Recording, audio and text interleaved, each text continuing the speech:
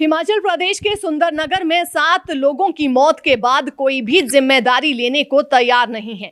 इस लापरवाही के लिए पुलिस अब आबकारी विभाग को जिम्मेदार ठहरा रही है। तो आबकारी विभाग पुलिस को, जमीनी हकीकत यह है कि पुलिस व आबकारी विभाग ने इस मामले में कभी ईमानदारी दिखाई ही नहीं।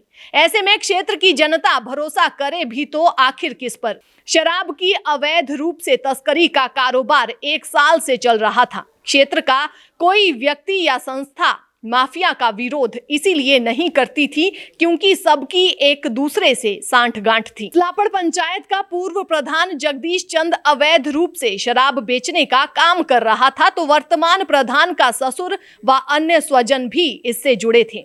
प्रधानगी की आड़ में अवैध तरीके से शराब बेचकर चांदी कूट रहे थे। पुलिस भी इन लोगों पर कार्रवाई करने के नाम पर मुंह फेर लेती थी। उसकी बड़ी वजह मिली भगत थी। लोगों का आरोप है कि माफिया हर माह पुलिस की जेब गरम करता था। सुंदरनगर उपमंडल के सलापड़ में जहरीली शराब पीने से हुई 7 लोगों की मौत ने राजनीतिक दलों के दावों की भी पोल खोल दी है। जहरीली शराब कांड में पकड़े गए आरोपी राजनीतिक दलों से जुड़े हुए हैं। इस कांड में भाजपा व कांग्रेस के कार्यकर्ताओं की गिरफ्तारी से दोनों दलों के नेताओं की जुबान पर ताला लग गया है।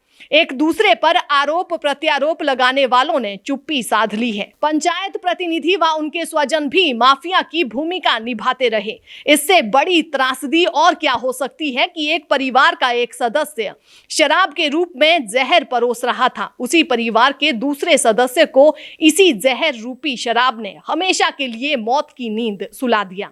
पंचायत प्रधान व अन्य प्रतिनिधि सब कुछ जानते हुए भी अनजान बने रहे। पुलिस अब भी बड़े सप्लायरों पर हाथ डालने की हिम्मत नहीं जुटा पा रही है। इस सारे घटनाक्रम में लोग अब पुलिस की कार्यशैली पर प्रश्न चिन्ह लगा रहे हैं। मंडी के सलापड़ में 7 लोगों की मौत का प्याला जिस जहर से भरा था, उसके लिए कोई एक पक्ष नहीं बल्कि व्यवस्था के कान, नाक और आंखें भी दोषी हैं। नकली शराब का धंधा हमारी रगों में बहते बहते जहर कैसे बना, ये एक बड़े तंत्र की ओर इशारा कर रहा है। मरने वाले ऐसे तबके के लोग हैं जो मेहनत से शराबोर माहौल को शराब की लत में भिगोते हुए अपनी दिनचर्या का हिस्सा बना लेते हैं।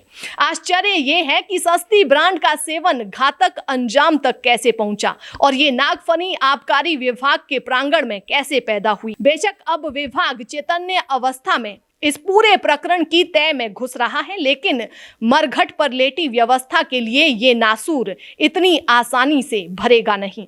बेशक शराब पीने की आदत को ना सामाजिक और ना ही नैतिक समर्थन मिलता है, पर विडंबना ये भी है कि हिमाचल में कई महिला आंदोलन शराब की असली दुकानों का विरोध करते रहे, लेकिन शराबबंदी पर सोचने के बजाय हमारी नीति इस फिराक में रहती है कि किस तरह इसकी बिक्री बढ़ाकर अधिकतम शुल्क वसूल किया जाए।